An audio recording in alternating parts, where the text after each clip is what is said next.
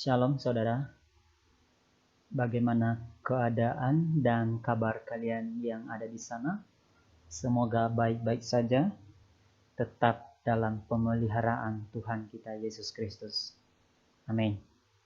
Baik saudara yang terkasih di dalam Kristus Yesus, kembali saya bersama dengan saudara untuk memberkati saudara dan kepada kita semua melalui kebenaran-kebenaran firman Allah yang hidup itu yang jiwa kita merindukan, seperti yang dikatakan kebenaran firman Tuhan, jiwaku lapar, jiwaku haus akan kebenaran-Mu ya Tuhan. Untuk itu saudara, mari kita akan mendengarkan satu renungan atau kebenaran firman Tuhan yang dikutip dari surat Pengkhotbah ya.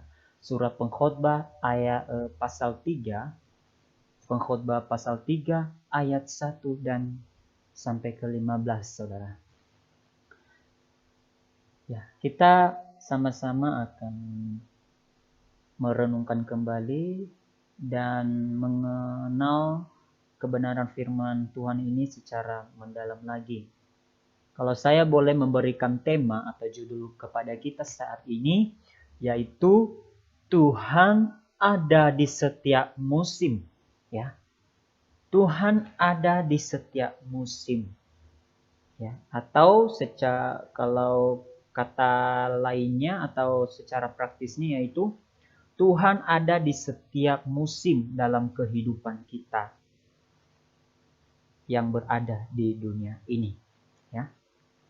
Kalau kita melihat kembali dari latar belakang surat penulisan Pengkhotbah ini, yaitu oleh Salomo sendiri, di tempat penulisannya ini adalah berada di Yerusalem ya, di Yerusalem, di Yehuda. Oke. Nah, kalau kita melihat kembali dalam waktu penulisannya yaitu berkisar kurang lebih 935 sebelum Masehi. Ya. Dan surat ini dia memiliki 12 pasal dan mempunyai 222 ayat. Bahkan memiliki 5.584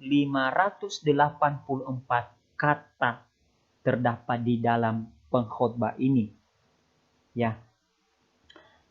Judul kitab ini di dalam Perjanjian Lama adalah dalam bahasa Ibraninya Kohelet.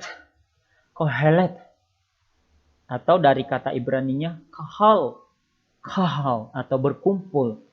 Nah, secara harfiah artinya orang yang mengadakan dan berbicara kepada sesuatu perkumpulan atau orang-orang yang berkumpul. Kata ini dipakai sebanyak 7 kali dalam kitab ini. Ya, kita bisa melihat Pengkhotbah pasal 1, pasal 7 dan pasal ke-12 dan kita akan menemukannya dan diterjemahkan sebagai pengkhotbah. Di dalam Septuaginta padanan katanya ialah Ecclesiastes yang menghasilkan judul Ecclesiastes dalam bahasa Inggrisnya Ecclesiastes. Karena itu seluruh kitab ini merupakan serangkaian ajaran oleh seorang pengkhotbah yang terkenal. Pada umumnya dipercayai bahwa penulisnya adalah Raja Salomo, sekalipun namanya tidak muncul di dalam kitab ini seperti dalam kitab Amsal. Ya, kita bisa melihat Amsal 1, Amsal 10, Amsal 25 dan tentunya setiap ayat-ayat pertamanya. Dan Kidung Agung, nah kita bisa bandingkan Kidung Agung pasal 1 ayat 1, akan tetapi beberapa bagian mengesankan Salomo adalah selaku penulisnya. Baik saudara, kita tidak akan menjelaskan sedemikian rupa atau lebih mendetail lagi atau perpanjang lagi dalam setiap latar belakang ini, kita akan masuk dalam pembahasan kebenaran Tuhan, kebenaran firman Tuhan pada saat ini. Ya. Pernahkah Anda berangan-angan, ya, sekiranya bisa ingin memutar sang waktu kembali untuk mengulang beberapa peristiwa yang menyedihkan atau yang menyenangkan di masa lampau dalam kehidupan ini agar Anda mampu memperbaikinya ataupun mengalaminya sekali lagi, walaupun itu tidak ada lagi, tidak mungkin lagi, ya. Tetapi pernahkah saudara berangan-angan sedemikian rupa? Firman Tuhan dalam nas ini mengingatkan kita bahwa untuk segala sesuatunya ada masanya, ada waktunya. Masa adalah suatu kurun waktu tertentu yang ada awalnya dan yang ada akhirnya. Yang dimaksud adalah segala sesuatu dalam nas ini meliputi 3 hal. Kita bisa bandingkan ayat 1-8. Yaitu 1. Kegiatan sehari-hari seperti menanam, mencabut, merombak, membangun, merobek, menjahit, mencari untung dan merugi. Kedua, kejadian yang melibatkan perasaan seperti menangis, memeluk, tertawa, meratap, mengasihi, membenci, berbicara, berdiam diri, saudara. Ketiga, peristiwa kehidupan seperti lahir, meninggal, perang, ada damai. Hal yang sama juga kita alami, yakni pada waktu anak-anak kita masih kecil, ya. Kita sering mungkin orang tua mungkin sering bersepeda, bermain-main dengan mereka sejak anak-anak kecil. Namun masa itu tidak selalu ada, saudara. Sekarang mereka sudah besar, mereka sudah dewasa di dalam Tuhan, dan tidak ada lagi kebersamaan bermain-main dengan anak-anak kita selama mereka masih dalam di bawah umur, tentunya dalam masa kanak-kanak mereka. Oleh karena itu, menurut Raja Salomo, tindakan yang terbaik menyingkapi masa hidup ini ialah dengan berlaku bijak, saudara. Ya, berlaku bijak. Orang bijak menurut nas ini adalah orang yang mempercayai bahwa rancangan Tuhan adalah kehendaknya yang di surga, yang terbaik meskipun terkadang ada sakit ia rasakan. Orang yang dapat mensyukuri masa hidup yang Tuhan sediakan baginya, ia juga tidak mudah mengeluh karena ia tahu bahwa Tuhanlah yang merencanakan masa hidupnya, yaitu hidup untuk kemuliaannya. Ya. Yang penting untuk diingat adalah Tuhan meminta kita untuk dapat menggunakan masa hidup ini dengan sebaik-baik mungkin. Karena sekali masa hidup kita ini lewat, maka tidak ada akan kembali lagi. Tidak akan kembali lagi, saudara. Tidak ada penyesalan yang kedua kalinya. Untuk itu, mari kita lebih sungguh-sungguh lagi. Ya. Bacaan kita di pagi hari ini, kita bisa melihat di ayatnya yang ke-14. Aku tahu bahwa segala sesuatu yang dilakukan Allah akan tetap ada untuk selamanya. Itu tak dapat ditambah dan tak dapat dikurangi. Allah berbuat demikian supaya manusia takut akan Dia. Nah, hari ini saudara, kita berada di awal tahun. Kita berada di tengah tahun. Artinya, musim kehidupan yang baru sedang dan akan kita jalani selama 1 tahun ke depan. Musim tahun 2019 telah kita lewati dengan aneka nuansa. Keberhasilan, kegagalan, sukacita, duka cita, tawa dan tangis. Tanpa penyertaan Tuhan, kita takkan mampu melewati hari-hari sepanjang tahun 2019 yang lalu. Karena itu bersyukurlah kepada Tuhan. Karena itu Dialah yang dapat menanggung segala perkara kita. Ya, bersyukurlah kepada Tuhan. saudara dan saya boleh menjajaki tahun 2019 ini. Walaupun tidak segampang apa yang kita pikirkan ketika kita mengalami berbagai macam hal 2019 yang lalu. Tetapi Tuhan mengizinkan saudara pada hari ini, detik ini, 2020 ini, engkau masih hidup dan boleh bernafas, boleh bekerja oleh karena kemurahan Allah. Siapakah kita menghadapi musim tahun 2020 ini? Di segala musim kehidupan Tuhan tidak pernah berubah, saudara. Dia selalu ada untuk saudara dan saya, untuk kita semua. Ingatlah selalu bahwa ada hukum yang berlaku di bawah kolong langit, yaitu hukum tak bertuai. Ya, kita garis bawahi itu. Ada hukum tabur tuai. Ada musim untuk menabur dan ada musim untuk menuai, saudara. Sebab barang siapa menabur dalam dagingnya, ia akan menuai kebinasaan dari dagingnya. Tetapi barang siapa menabur dalam roh, ia akan menuai hidup yang kekal dari roh. Itu Galatia 6 pasal 8. Galatia pasal 8 ayat 6 dan ayatnya yang ke-8. Ya. Sebelum menanam benih, petani harus terlebih dahulu mencangkul tanahnya, tentunya mengairi, ya, dan juga menyingkirkan segala sesuatu yang dapat menghambat benih itu bertumbuh, seperti batu-batu atau gulma. Barulah ia menabur benih itu. Saat menabur benih, petani harus kehilangan sesuatu karena harus merelakan benih itu ditanam.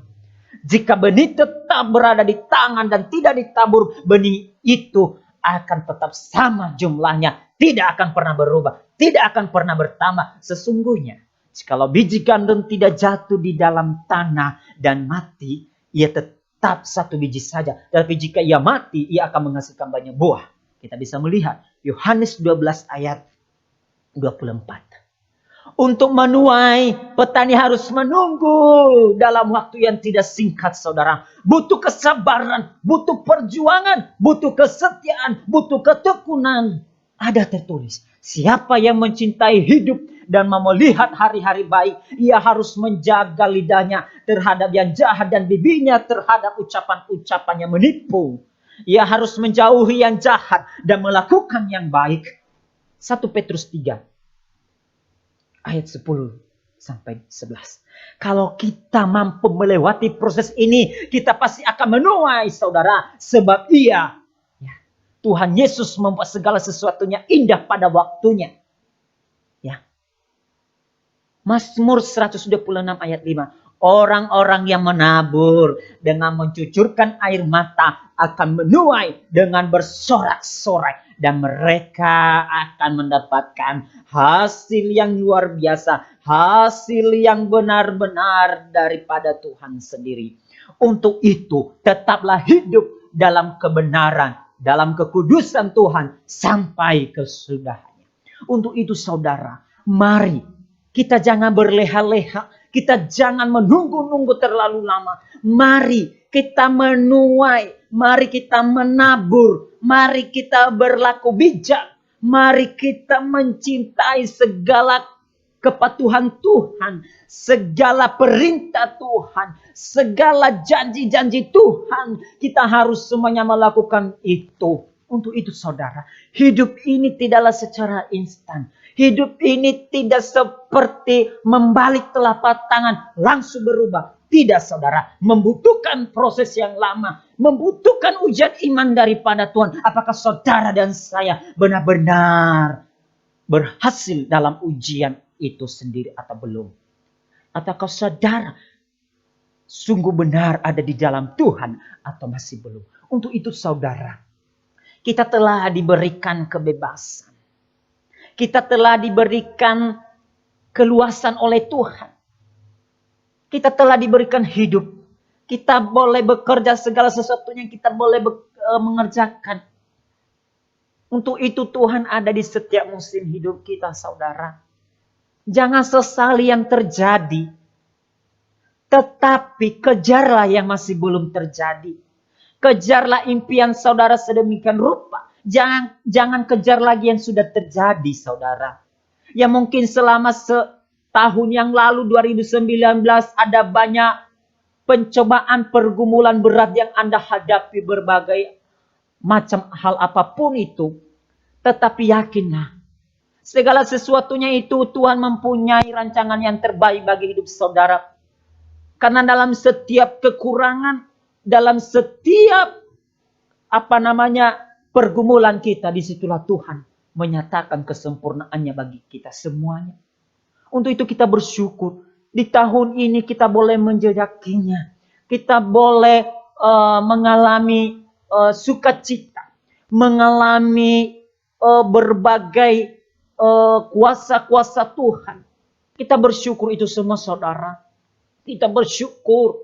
Karena tanpa Tuhan saudara, hidup kita ini tidak akan pernah ada pertumbuhan. Tanpa Yesus di dalam hidup kita tidak akan pernah benar. Dan kita tidak pernah mengetahui yang terbaik itu. Untuk itu, jangan biarkan hidup kita disesatkan oleh berbagai ajaran-ajaran. Ya, untuk itu renungkan kembali firman ini saudara. Tuhan telah mempercayakan kepada saudara dan kita semua untuk hidup. Ya, untuk tetap menikmati segala kasih karunia demi kasih karunia, anugerah demi kasih segala anugerah yang Tuhan telah limpahkan. Apalagi yang kurang saudara, kalau Anda berpikir kurang lagi Tuhan. Apa yang kurang? Segala sesuatunya Tuhan telah berikan. Tetapi apakah saudara sudah melakukan segala sesuatu yang Tuhan berikan itu? Atau masih belum? Untuk itu sadarilah akan hal ini semua. Untuk itu lagi-lagi kita harus bersyukur, berterima kasih kepada Tuhan. Ya, walaupun tidak enak bagi kita untuk menghadapi segala sesuatu ini yang terjadi. Tidak seenaknya untuk kita mengikuti Tuhan, saudara. Ada harga yang perlu kita harus bayarkan. Untuk itu bersyukurlah. Kita boleh hidup lagi. Kita boleh bernafas lagi. Kita boleh bekerja kembali lagi di tahun ini. Ya, semua oleh karena kasih karunia Tuhan. Untuk itu berterima kasihlah. Ya, bersyukurlah kepada Tuhan. Sebab Tuhan yang selalu memelihara hidup saudara. Bukan karena saudara sendiri yang memelihara hidup saudara. Bersyukurlah dan bersyukur. Sebab Tuhan itu baik. Dia tidak pernah berubah. Saat ini dan sampai selama-lamanya. Tuhan Yesus memberkati saudara. Biarlah renungan singkat kita ini memberkati saudara dan saya. Untuk itu, tetaplah kejar impian saudara. Tetaplah bersabar. Tetaplah setia untuk menanti setiap janji-janji Tuhan bagi hidup saudara dan saya. Tuhan Yesus memberkati.